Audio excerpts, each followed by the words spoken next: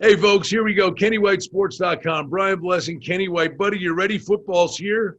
Let's have at it. The NFC East. Let's start with the favorite, the Cowboys, plus $1.40 to win the NFC East, Kenny. They were 6-10 last year straight up, 5-11 against the spread. We're looking at a season win total, 9.5, under $1.30. You like this team a lot, don't you? Yeah, I do, and it's a team I liked a lot last year, Brian. I thought they had a lot of talent. I thought McCarthy would be maybe a breath of fresh air coming in, would open up the offense. But, hey, you lose a starting quarterback like Dak Prescott, it's a big drop-off. They finished the season last year with a rating of 96. I'm starting them out this year with a rating of 102.5, the 11th best team in football. But I do have them only at 9.6 wins. I have no value on that win total whatsoever. A big thing that I think falls through the cracks a lot of time are the coordinators. Dan Quinn comes over as the defensive coordinator here.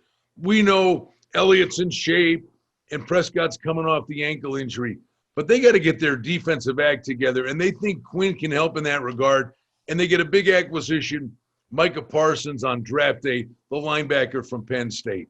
Yeah, Parsons I thought was a big pickup. They also bring in a couple of defense players, Dontre Poe. Actually departed. They lost Poe, but the one guy they brought in was Brent Urban, came in from Chicago. I think he's going to help out a lot on the defensive line. Maybe one of their better acquisitions was on the special teams. Brian Anger, the punter from Houston, comes over to the Cowboys. I think that'll be a big plus for field position. I love when you dive deep and you go into special teams. One thing about this Cowboys team, they got a lot of skill and they got a lot of talent. Health is the big bugaboo for these guys. We'll see how Prescott comes back from the ankle injury. But I thought, Kenny, they got away from the running game. They've got a powerful offensive line. They were decimated by injury too. But if this team can get the running game going again, look out. Yeah, it's Ezekiel Elliott. Who wouldn't want to run the football with him? But, it just seems like the Cowboys' game plan is to throw the football. We know that this day and age, passing the football, it's a passing game, but it's proven out year after year. Teams that run the football the most are the ones at the top of the standings and the ones that make the playoffs. Run and stop the run, buddy. I don't care if it's an aerial league. If you're going to win titles, run and stop the run.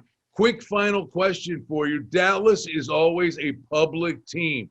Over the years, your power ratings, you see the betting market, how inflated do their numbers actually get? Yeah, great point. Usually point and a half higher than what I'm at. And most of the time I could be against the Cowboys because of that fact. Last year I wasn't. I was a little bit higher than the Cowboys and everybody else. But you know what? It's quick to make adjustments. When you lose football players, you change those ratings quickly. Dallas started, as I mentioned, over 102 last year. And they finished at a 96, over a 6.5 point drop-off.